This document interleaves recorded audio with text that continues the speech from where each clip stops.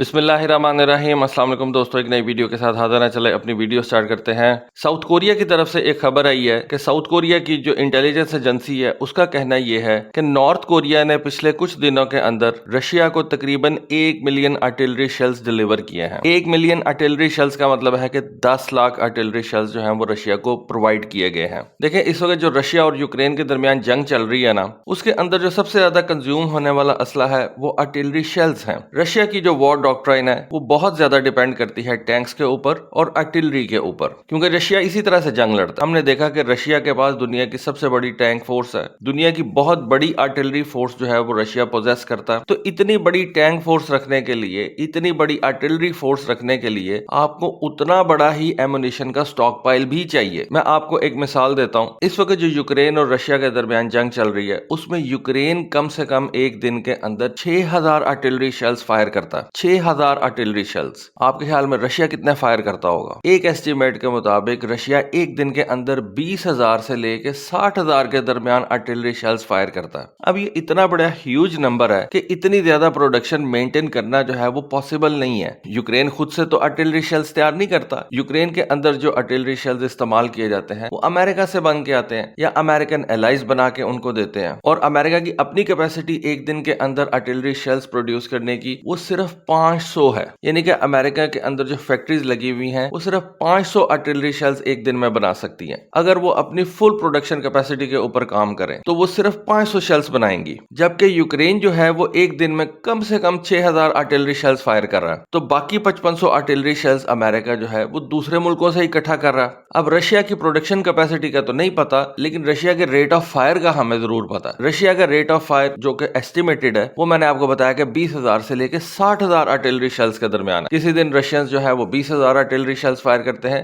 किसी दिन रशियंस जो है वो 60,000 आर्टिलरी शेल्स फायर कर देते हैं सिर्फ 24 घंटों के अंदर। डिपेंड करता है मौसम कैसा है, ज्यादा ठंड है तो कम। जिस तरह से आपको पता है कि अब वहां पर ठंड बढ़ती जाएगी तो ये जो रेट ऑफ फायर है ये कम होता जाएगा। जब समर का पीक था, जब गर्मियां अरूज पे थी, उस वक्त समझा जाता है कि रशिया एक दिन के अंदर 60,000 ये आर्टिलरी शेल्स जो है वो फायर कर लेता था। लेकिन रशिया इतने ज्यादा आर्टिलरी शेल्स तो बना नहीं सकता। तो वो फिर बात हमें यहां से समझ में आती है जो साउथ कोरिया की टॉप स्पाई एजेंसी ने बताई है। उन्होंने बेसिकली अपने लॉ मेकर्स यानी कि पार्लियामेंट वगैरह को एक ब्रीफिंग दी है, जिसमें उनका कहना यह है कि उनके मुताबिक नॉर्थ कोरिया ने कम से कम 1 मिलियन आर्टिलरी शेल्स रशिया को प्रोवाइड किए हैं। अब आपके ख्याल में ये 1 मिलियन आर्टिलरी शेल्स रशिया कितने दिनों में फायर कर लेगा? जो मैंने आपको रेट ऑफ फायर बताया उसके हिसाब से ये 1 मिलियन आर्टिलरी शेल्स यानी कि 10 लाख आर्टिलरी शेल्स 2 महीने नहीं चलने रशिया के। तो आप अंदाजा लगा लें कि इस वक्त ये जो आर्टिलरी शेल्स हैं ये अमेरिका और रशिया दोनों के लिए सोने से ज्यादा महंगे हुए हैं, और जो कंट्री भी इनको ऑफर करेगा ये चूम चाट के उससे ले लेंगे। पिछले दिनों हमने देखा कि नॉर्थ कोरिया का जो प्रेसिडेंट है किम जोंग उन,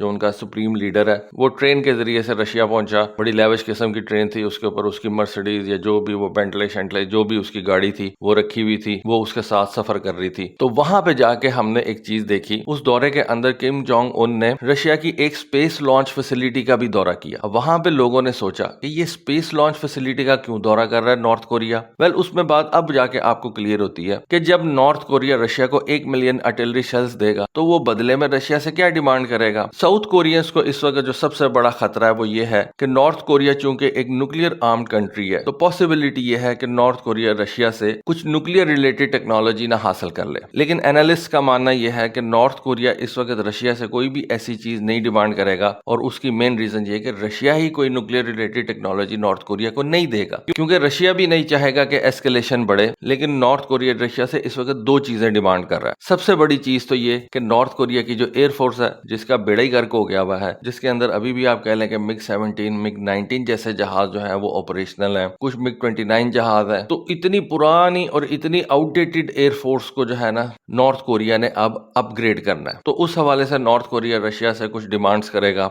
डिमांड्स क्या करेगा, बल्कि उनके कुछ मुआहदे जो है वो साइन भी हो गए होंगे। ऐसे तो नहीं 10 लाख आर्टिलरी शेल्स रशिया को प्रोवाइड कर दिए गए। और दूसरी जो मेन चीज इस वक्त नॉर्थ कोरिया रशिया से डिमांड कर रहा है वो है स्पेस लॉन्च के अंदर रशिया की एक्सपर्टीज। देखें, किम जोंग उन जो है ना वो कई दफा ये कहता पाया गया है, उसने कई दफा इस बात को एक्सप्रेस किया है और अपनी डिजायर शो की है कि अगर नॉर्थ कोरिया ने अमेरिका और साउथ कोरिया के ऊपर नजर रखनी है तो उसको एक स्पेस सैटेलाइट चाहिए, रिकॉनेसेंस सैटेलाइट चाहिए। इससे पहले नॉर्थ कोरिया 2 दफा अटेम्प्ट भी कर चुका है कि वो अपनी एक स्पाई सैटेलाइट स्पेस के अंदर भेजे, लेकिन दोनों दफा नॉर्थ कोरिया जो है वो नाकाम रहा है और अभी तक नॉर्थ कोरिया की कोई भी स्पाई सैटेलाइट जो है वो ऑर्बिट में नहीं जा सकी। और इसी वजह से समझा यह जाता है कि नॉर्थ कोरिया की ये बहुत बड़ी डिजायर है कि रशिया नॉर्थ कोरिया की हेल्प करे ताकि नॉर्थ कोरिया अपनी पहली स्पाई सैटेलाइट स्पेस में भेज सके। और उसके लिए नॉर्थ कोरिया का जो सुप्रीम लीडर था किम जोंग उन, उसने सितंबर में जब पुतिन से मुलाकात की तो रशिया में उन्होंने एक स्पेस लॉन्च साइट के ऊपर भी विजिट किया था। अब नॉर्थ कोरिया का जो मेन कंसर्न है वो साउथ कोरिया और साउथ कोरिया का मेन कंसर्न नॉर्थ कोरिया। इस वजह से साउथ कोरिया की जो इंटेलिजेंस एजेंसी है वो नॉर्थ के ऊपर बहुत कड़ी नजर रखती है। नॉर्थ कोरिया भी जो है वो आपको पता है कि एक कम्युनिस्ट कंट्री है और उनको अपने सीक्रेट्स छुपाना जो है वो बड़े जबरदस्त तरीके से आता है। नॉर्थ कोरिया में इंफॉर्मेशन का जो फ्लो है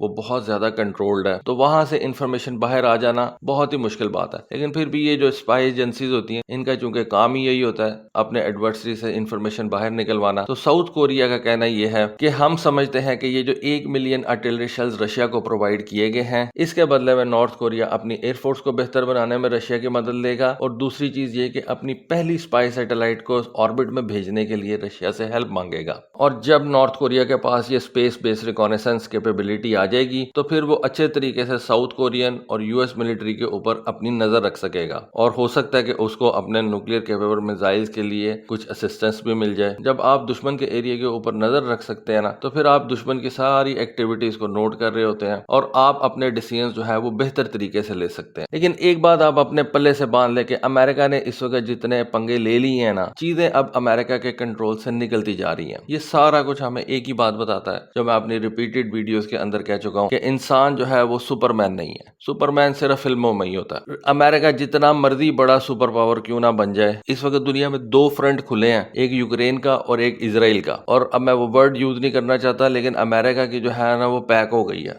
अब अगर चाइना ताइवान का फ्रंट खोल देता ना तो बस फिर आगे मैं कुछ ना ही बोलूं तो बेहतर है। इतने बड़े जाइंट रशिया को नॉर्थ कोरिया की जरूरत पड़ गई, ईरान की जरूरत पड़ गई, तो अमेरिका क्या चीज है। जंग लड़ना इतना आसान नहीं है, ना अमेरिका के लिए ना रशिया के लिए। अमेरिका ने पिछले 20 सालों के अंदर जो छोटे छोटे पंगे लिए ना, उसने उसको कमजोर कर दिया कि वो एक बड़ी जंग लड़ सके। देखें, जब आप अपना असला छोटी छोटी कॉन्फ्लिक्ट्स के अंदर जाया कर देंगे ना, तो फिर आपके पास बड़ी जंग के लिए असला जो है वो नहीं बचेगा। और आज ये पिक्चर हमारे सामने क्लियर है। यूक्रेन की जंग को तो अमेरिका सपोर्ट कर रहा था, आज मिडिल ईस्ट के अंदर मामलात खराब हुए हैं, अमेरिका को हाथ पांव पड़ गए हैं। और अगर कल को चाइना जो इस वक्त अपना असला तैयार करता जा रहा है, किसी जंग में उसका असला कंज्यूम नहीं हो रहा, वो ताइवान का फ्रंट खोल देता है, तो अमेरिका क्या करेगा। शुरू के दिनों में जितना असला उसके पास होगा वो तो वो कंज्यूम कर लेगा, उसके बाद क्या करेगा। और चाइना मेरे ख्याल से इस वक्त यही सोच रहा है कि ताइवान के साथ जंग की सूरत में उसको उसने प्रोलॉन्ग किस तरह से करना है, अमेरिका को फंसाना किस तरह से है। खैर ये तो चाइनीज की सोच है, वो जिस तरह मर्जी सोचें, अपनी स्ट्रेटेजी जिस तरह मर्जी से बनाए, लेकिन अमेरिका एक्सपोज जरूर हो गया। तो दोस्तों ये थी एक वीडियो, आज की इन्फॉर्मेशन। होपफुली आपको आज की वीडियो, आज की इन्फॉर्मेशन पसंद आई होगी। कमेंट सेक्शन में अपनी राय से जरूर आगाह कीजिएगा। आज के लिए बस इतना ही। Thank you. Allah Hafiz.